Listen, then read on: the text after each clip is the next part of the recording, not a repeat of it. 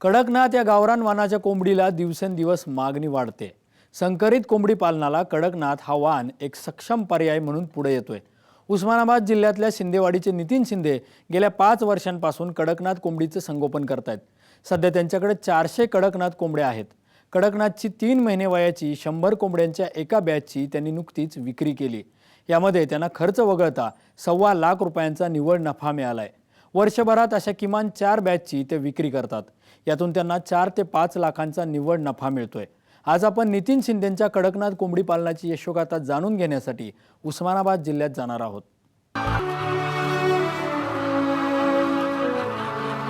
उस्मानाबाद तालुक्यातल्या शिंदेवाडीच्या नितीन शिंदेंनी शेतीला पूरक व्यवसाय म्हणून 5 वर्षांपूर्वी संकरित कोंबडी पालनाचा व्यवसाय सुरू केला। बॉयलर कोंबड्यांची 3000 पक्ष्यांची शेड त्यांनी उभारली, पण या कोंबड्यांचा व्यवसाय त्यांना प्रगतीकडे नेत नव्हता।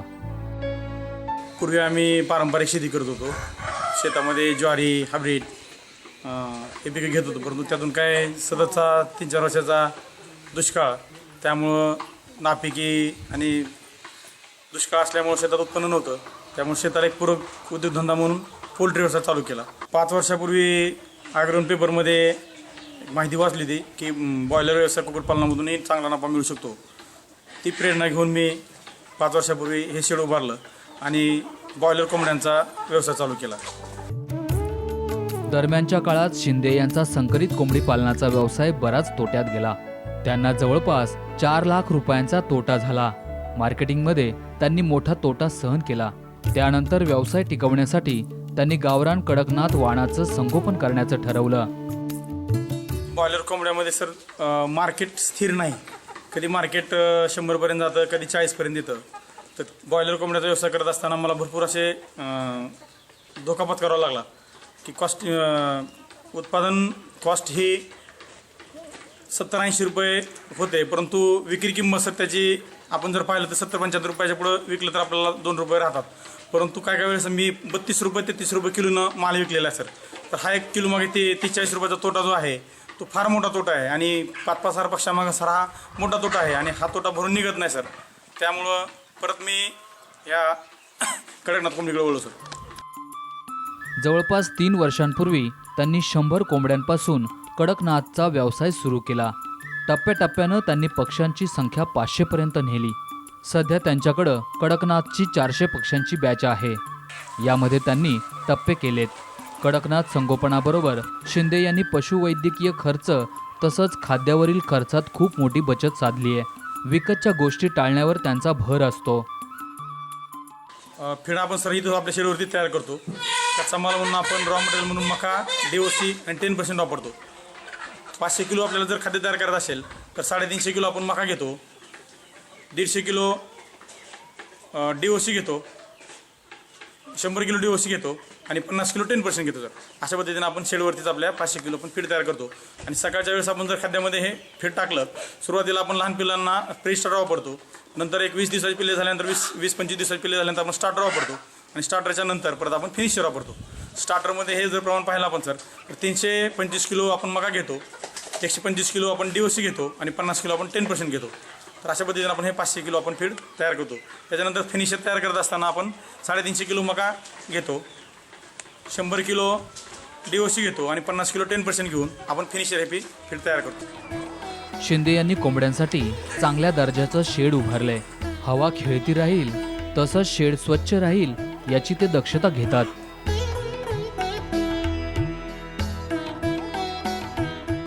हे शेड आपलं 150 बाय 30 फुटाचं आहे। लांबीला 150 फूट आहे आणि रुंदीला 30 फूट आहे सर। व्हेंटिलेशनसाठी आपण याची उंची जास्त ठेवलेली आहे। 12 बाय इकडे 12 फूट उंची आहे आणि इकडल्या बाजूला 10 फूट उंची आहे। 2 फुटाचा गॅप काढलेला उतार काढलेला आहे आणि व्हेंटिलेशन जास्तीत जास्त व्हावं, पक्ष्यांना रोगराई होऊ नये, पावसाळ्यामध्ये श्वासोच्छवासाचे आजार होऊ नयेत यासाठी याची रुंदी आपण 30 फूट ठेवलेली आहे। 30 फुटापेक्षा जास्त वाढवलेली नाही आणि त्यामुळं व्हेंटिलेशन चांगलं असल्यामुळं श्वसनाचे पक्ष्यांना कुठलेही आजार होत नाहीत। आणि खाली आपण फरशी केलेली आहे सर, बेड करून परत फरशी केलेली आहे आणि त्या फरशीवरची आपण साळीचा तुस टाकतो, जेणेकरून पक्ष्यांची जी विष्ठा आहे त्या विष्ठेमुळं ते साळीच्या तुसामध्ये मिसळली जाते आणि ती कोरडं राहण्याचा प्रयत्न होतो सर। नेहमी ते कोरडं राहतं सर। त्यामुळं कोरडं राहिल्यामुळं कुठलाही एक आजार पक्ष्यांना होऊ शकत नाही. कोंबड्यांच्या चाऱ्याची आणि पाण्याची जागेवर सोय केली आहे. संकरित कोंबड्यांप्रमाणेच त्यांनी कडकनाथच्या पाण्याचंही नियोजन केलं आहे. सगळ्यात महत्त्वाचं आहे आणखी सर आपण पाण्याचं जे आहे ते ऑटोमॅटिक केलेलं आहे. पाणी ऑटोमॅटिक येतं, त्याचबरोबर पाणी ड्रिंकर वॉटर खाली पडत नाही, म्हणजे बरोबर जेवढं पक्षी पाणी पिल तेवढंच पाणी त्या ड्रिंकरमध्ये येतं. त्याचबरोबर खाद्याचे जे फिडर आहेत आपले, त्या फिडरमध्ये आपण सकाळी त्यामध्ये जर खाद्य भरलं तर ते परत दुसऱ्या दिवशीच खाद्य भरावं लागतं. त्यामुळे सगळ्यात महत्त्वाचं म्हणजे मजुरी वाचते आणि एक माणूस एक 5,000 पक्ष्यांचं संगोपन सहजरित्या तो करू शकतो. त्याचबरोबर ह्या शेडची जी उंची आहे सर आपण साईडची ती आपण 1.5 फूट ठेवलेली आहे, जेणेकरून 1.5 फूट ठेवल्यामुळं व्हेंटिलेशनही चांगलं होतं आणि इचूकाटा याच्यापासून आपल्याला भीती राहत नाही. त्याचबरोबर शेडची उंची चांगली ठेवल्यामुळं व्हेंटिलेशन चांगलं होतं आणि परत पक्ष्यांना कुठलेही आजार होत नाहीत. राज्यात संकरित कोंबडी पालनावर बहुतांश शेतकऱ्यांचा जोर आहे, पण संकरित कोंबडी पालन व्यवसायात मार्केटिंगमध्ये अनेक समस्यांना शेतकऱ्यांना सामोरं जावं लागतंय. यामुळं कोंबड्यांना म्हणावा तसा भाव मिळत नाही. याऐवजी बाजारात भरपूर मागणी असलेल्या कडकनाथचं संगोपन सोपं आणि जास्त नफा देणारं असल्याचं शिंदेंचं म्हणणं आहे. पूर्वी मी सर बॉयलर पक्ष्यांचं संगोपन करत होतो, परंतु बॉयलरमध्ये मार्केटिंग जे आहे ती मार्केटिंग आपल्या हातात नाही सर. वरचं मार्केट असतं ते कमी जास्त होतं, त्यामुळं त्याच्यामध्ये जे होणारं नुकसान आहे ते आपल्याला सोसावं लागतं. त्यामुळं मी या कडकनाथ कोंबड्याकडे वळलो. कडकनाथ कोंबड्याचं मार्केट हे स्थिर आहे सर आणि ह्याच्यामध्ये मार्केट स्थिर असल्यामुळं आपल्याला उत्पादनही आपल्याला जसं पाहिजे तसं आपल्याला करता येतं आणि आपल्याला ह्याच्यामध्ये कुठलाही धोका नाही. त्याचबरोबर कडकनाथ कोंबड्यांची रोगप्रतिकारशक्ती जास्त असल्यामुळं याच्यामध्ये मॉर्टिलिटीचं प्रमाण फार कमी आहे. आज शिंदे यांच्या शेडमध्ये जवळपास 400 कडकनाथ कोंबड्या आहेत. त्यापैकी 100 ते 125ची ते बॅच करतात. नुकतीच त्यांनी 100 कोंबड्यांच्या बॅचची प्रतिनग 1,500 रुपयांच्या दरानं विक्री केली आहे. यापासून त्यांना 1.5 लाखाचं उत्पन्न मिळालंय, तर खर्च वगळता 1.25 लाखांचा नफा हाती आलाय. सुरुवातीला सर मी 200 पिल्ले आणली होती कोंबड्यांची, त्याच्यापासून हा व्यवसाय मी वाढवत गेलेलो आहे. 200चे परत 500 झाले, 500चे परत 1000 झाले आणि परत असा हा व्यवसाय आता वाढलेला आहे सर आता. आणि या व्यवसायातून आपण जर पाहिलं तर नफा भरपूर मिळतो सर. की वर्षाकडे जर आपण हिशोब घातला तर याचा उत्पादन खर्च फार कमी आहे आणि जसं आपण बॉयलरला 3-3.5 किलो फीड आपल्याला घालावं लागतं 2 किलो 200 वजन घेण्यासाठी, तसं याच्यामध्ये 1.5 किलो वजन घेण्यासाठी आपल्याला 2.5 ते 3 किलो सुद्धा फीड लागत नाही आणि हे उत्पादन खर्च कमी असल्यामुळं ह्याच्यामध्ये नफा जास्त आहे सर. कडकनाथ कोंबडी ही भारतातल्या मध्य प्रदेशमधील झांबुआ जिल्ह्यामधील आदिवासी भागामध्ये पारंपरिक पद्धतीने संगोपन करणारी ही एक जात आहे.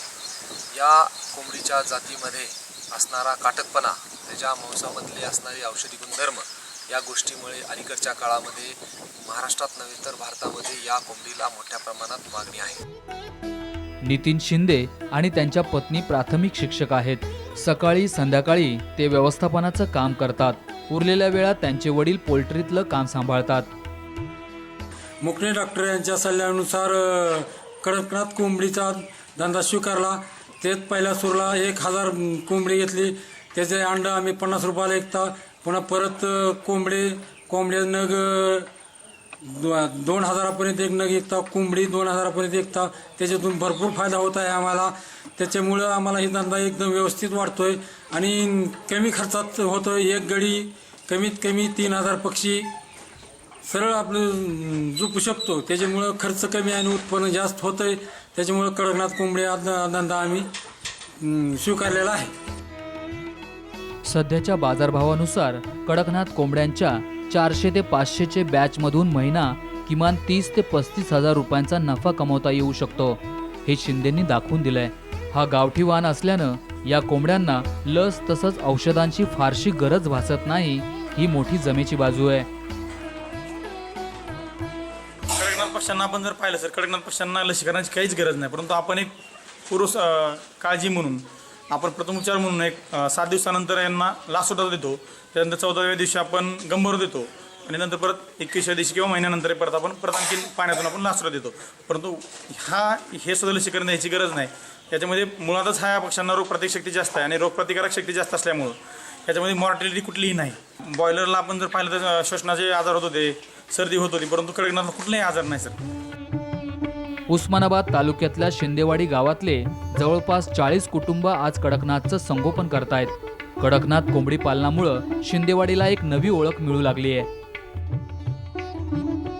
साम टीव्हीवरल्या कडकनाथ कोंबडीचा शिंदेचा शिंदेवाडीचा कार्यक्रम पाहिला. यापासून प्रेरणा घेऊन शेतकऱ्याला शेतीला पूरक व्यवसाय आणि आपल्या कुटुंब चरितार्थ चालवण्यासाठी कमीत कमी खर्चामध्ये व्यवस्थित आपलं गुजराण करण्यासाठी या कडकनाथचा फार फायदा होतो. इथं सविस्तर येऊन सर्व पाहिलं आणि एक समाधान वाटलं आणि आम्ही हा व्यवसाय करावा आणि यासाठी यातून आम्हाला प्रेरणा मिळाली. दिवसेंदिवस पोल्ट्री व्यवसायामध्ये पशुवैद्यक, खाद्य तसंच औषधोपचाराचा खर्च वाढत चाललाय. या खर्चाचं नियंत्रण करणं पोल्ट्री उत्पादकांच्या हाती नाहीये. पण कडकनाथसारख्या देशी वाणाचं संगोपन वाढलं तर यातल्या बऱ्याच गोष्टी साध्य करता येतील असं नितीन शिंदेंच्या उदाहरणाकडे पाहिल्यावर नक्कीच वाटतंय. दीपक क्षीरसागर, साम टीव्ही, उस्मानाबाद.